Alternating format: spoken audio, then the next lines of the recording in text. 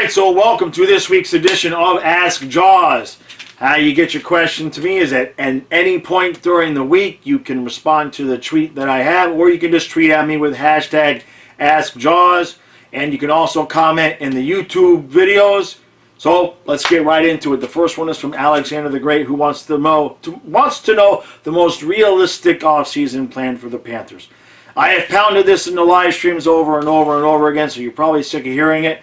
But from my POV, it is addition by subtraction. We don't have a lot of money to go around here, okay? And we've got guys that we want to sign, and we've got a couple questions about that too. Addition by subtraction. To me, if Zito can find a way to get us out of the Yandel and or Strawman contracts without too much long-term damage, success. After that, the two top priorities are a partner for Barkov and at least one more top, I'm not going to say top line defenseman, but at least the guy that is a legit veteran, consistent top four defenseman. We were definitely missing that last year, especially once Ekblad got hurt. Now, that's the most realistic thing. Obviously, a lot of people have questions about some of the bigger names, including later on in this video. But in terms of what do I think we can do, we have to look realistically at the guys that we want to sign. And there's at least one name in there that there may be some surprises coming that way in terms of, you know, what people think the Panthers are going to do long term. But addition by subtraction. Yandel, Yandel, Yandel. And Strawman as well. All right, the next one is a comment on YouTube from Tons Anthony, talking about why are people comparing Mark Stone and Barkov. Want to know where Stone was in this series. So I took the liberty of looking just at the last 5 games in the playoffs. I didn't want to go too crazy. And as you can see there, that's goose eggs. That's a lot of goose eggs for Mark Stone. Now, Barkov didn't have any goals. He had a number of assists. Averaging out the time, Barkov's getting a solid 5 minutes more a game. So, now I'm not thinking, I don't really talk about Mark Stone all that much, so I assume your comparisons were coming from somebody else. I do like Mark Stone as a player, and obviously, you know, he's a legitimate captain. In terms of how they both played in the playoffs, no goals between Stone and Barkov. Well, in the last series, obviously Stone scored before that, but in the last series, zippity-doo-dah for both of them. That's the only thing to me that I say is a comparison, right? They both didn't show up when it counted there in the playoffs, and I know some Panther fans aren't going to be real happy about saying Barkov didn't show up. I'm talking about on the offensive side of the game. He can't do it by himself, though, obviously, and we'll talk about that with him needing a partner. He needs one more line mate up there. But in terms of Mark Stone, the guy has been there. He has not done anything really more than Barkov has, with the exception of he has helped his team win numerous playoff rounds. All right, we've got multiple questions from Tyler, and that's fine. That's not a complaint, so I'm going to try to wrap all this up. You asked basically the same question about Barkov, Huberdeau, and Bennett. What are the next contracts are going to be? With Bennett, I looked, he's making 2.5. He's still a young guy. So for me, 2 times 3, 2 times 3.5, 3 times, maybe 3 years. He may not want to do 3 years. He may want to do 2 and then bet on himself to have a couple of career years here with Huberdeau and then get another big check. Now, for the Panthers, to me, if you could get him at 3 times 3, I would take it, because if you don't extend him during this offseason and you throw him out there with Huberdeau all 82 games, I'm not saying he's going to play at the pace he did, but if he does play at the pace, in the 10 games he was here, he played at a 120-point pace for the Panthers. So, you know, even if he comes out and averages a point a game, then you're talking about a guy that's going to want a hell of a lot more than $3 million. So for me, if I was Florida, I would offer him 3 times 3, maybe 3.5, depending on how some of these other contracts go. But I wouldn't wait too long to do it, because if you let him have a full year with Huberdeau and those numbers skyrocket, like I think they will, yeah, it's going to end up either costing you a lot more money or costing you the player because you can't afford him. Now, in terms of Barkov and Huberdeau, again, with Barkov, that number, it's been asked a few times, is 10-ish, right? Certainly he could go somewhere and probably get offered more. How much of a cut is he going to be willing to take to stay in Florida? And that depends in part, I think, with what we're going to do with Huberdeau. Now with Huberdeau, the number I came up with was 9. With Barkov, it was like 5 times 10. With Huberdeau, it was something like 4 times 9. Now those are obviously team-friendly deals because when you look at their age. And then that gets to the next thing that you asked, Tyler, which was, who would I prefer, Laine or Tkachuk? And you also, again, asked about Huberdeau's contract. I hate to say this. I don't want to be the Panther fan. I don't want to be that guy, but I'm that guy. So I'll be that guy. Huberdeau's going to be 30. Okay? By the time his contract expires, he's going to be 30 years old. So that's not when you start giving guys 5- and 6-year contracts unless you want to end up with a guy that's making way more than he should. Obviously, you don't like to think of Huberdeau as a player that's aging and is going to decline, but usually 32, 33 players, hockey players, that's when it starts to happen. So, with Huberdeau, Barkov, and Bennett, it's like a package. If those guys can get together and say, hey, how about a 3-year deal here for everybody? And I know Barkov will want more, but what I'm saying is a 3-year window. Okay? You know, you don't want to start having your window extend too far. These guys aren't getting any younger. So it's going to really come down to how team-friendly those guys are going to be. Now, when I looked at Laine and I looked at Tkachuk, between the two, I've been saying Laine. I think I kind of switched that to Tkachuk.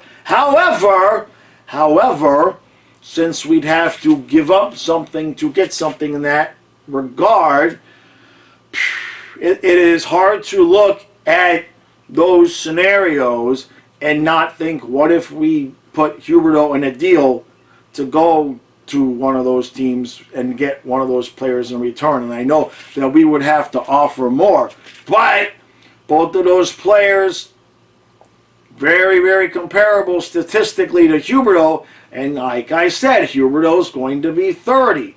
So, again, I don't want to be that guy. However, when guys start getting to 29, 30 and need a contract, that's the danger zone, right? Because they've still got a few years of value left. But they also, you start seeing these younger kids, 23, 24, and you start to look at those players and think, how can we get one of those and maybe skedaddle one of these aging guys? Now, I'm not saying that that's what I want to do, but you definitely have to sit down with all of them to see where everybody's mind is at, because there's no sense for Barkov in taking a team-friendly deal if Huberdeau's not going to do the same. And Bennett, if Huberdeau's going to leave, he may say, yeah, I'm looking for my payday now. So there's a lot of moving pieces there, including who are we going to put with Barkov, right? So that would obviously be Laine or Tkachuk, but what are we going to have to give to get them? Can we pay everybody? That's another question. A lot of questions there, and I think the only way to answer those, if you're Zito, is to get all 3 guys in the room, Barkov, Huberdeau, and Bennett, and say, this is the deal. You know this is the deal. Where's everybody's head at? Because there's no sense in underpaying one or overpaying one if somebody else is going to leave. So I think all 3 of those guys are connected, and then obviously whoever we get to play with Barkov, that they're going to have a say as well. So, you know, I've been saying it, you know, on the live stream, a lot of people asking about Laine, and I said, look, there's no sense in getting one of those guys if it's going to cost us somebody else. But I don't know if we're going to have the money to pay everybody. We've got to extend a lot of players. And unless Zito can pull out some magic with Yandel and Bob and Strawman, it's a lot of money. Okay? It's over $20 million between those 3 players. I don't know. The answer, the final question is, I would rather have Tkachuk, but at what cost? That remains to be seen. All right, Jonathan Barkov would like to know if I play video games or if I'm actually that old. Now, I'm going to answer your question backwards here, all right? back in the day when I was apparently as young as you are, when I was a kid, maybe even younger than you are, I used to have a Commodore 64. I don't even know if you know what that is. There was a programming language called BASIC, okay, and a couple other ones like COBOL and stuff like that. And I used to actually program my own video games, design them the way I wanted, and play the games.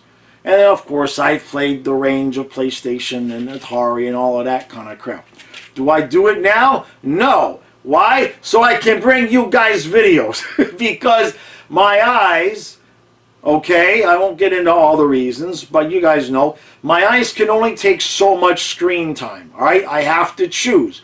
For a long time, that's why I was only just watching the Panthers. But I got the right glasses, I've had the right treatments, so I can watch a little bit more TV. But in terms of playing video games and sitting there and watching and having to follow and everything like that, I've played with Matthias PlayStation every once in a while. I've got about a 10 to 15 minute window before the migraine kicks in.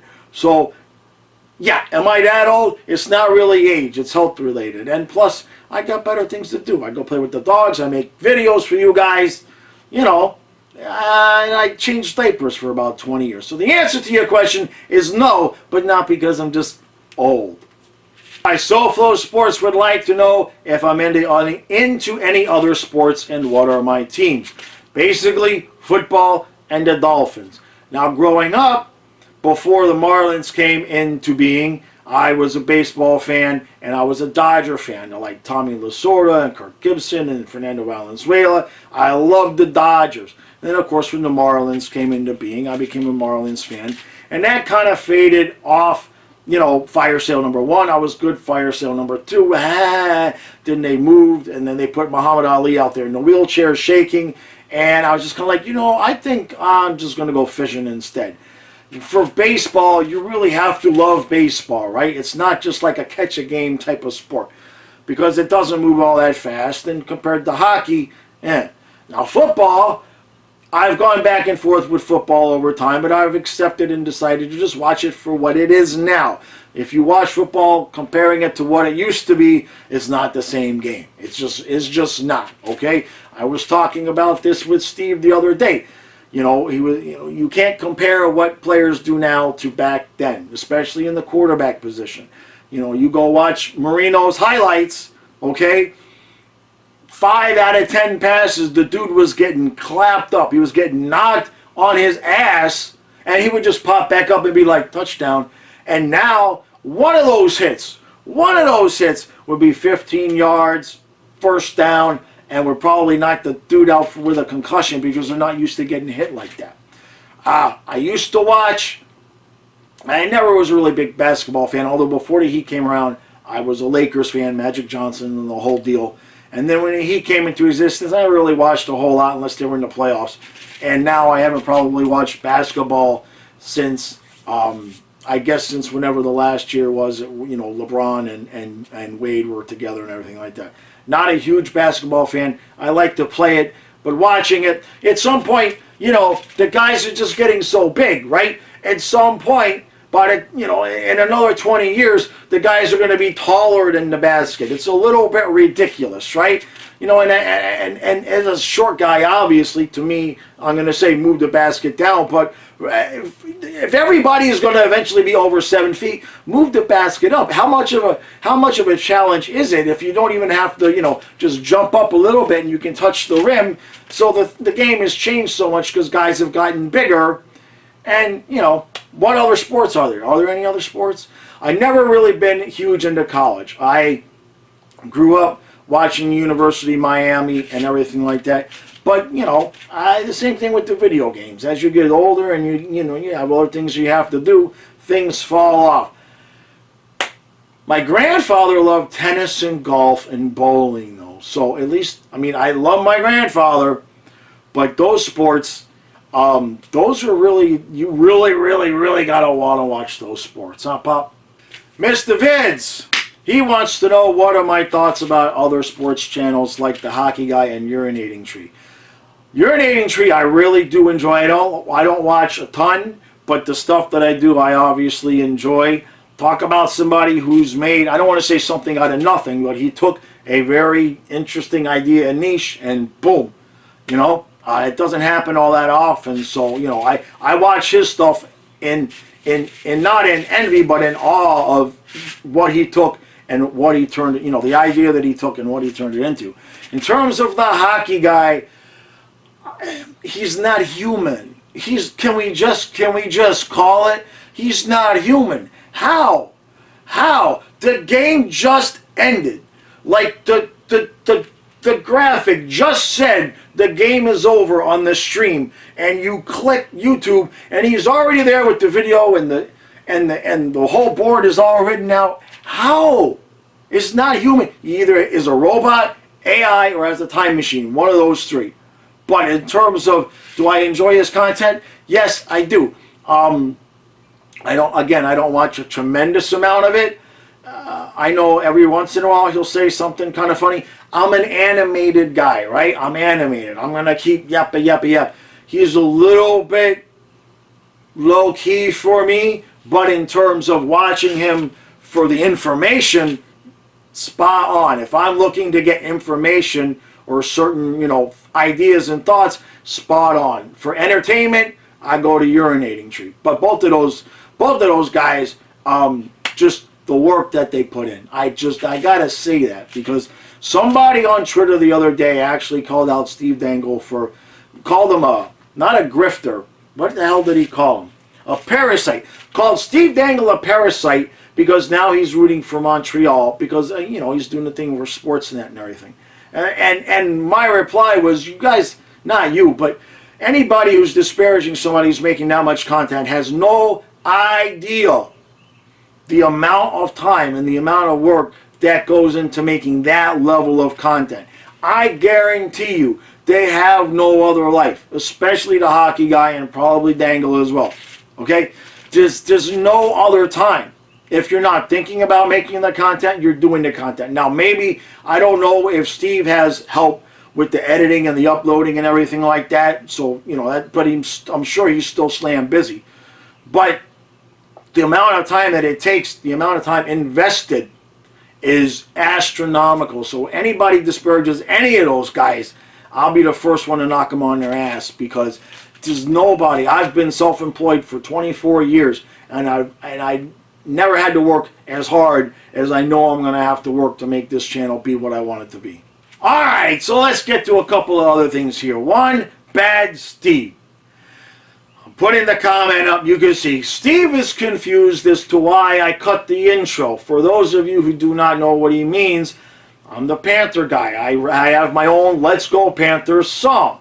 But for the playoffs, for the other teams, I'm just putting in the first 8 bars and I'm cutting out the words that say Let's Go Panthers.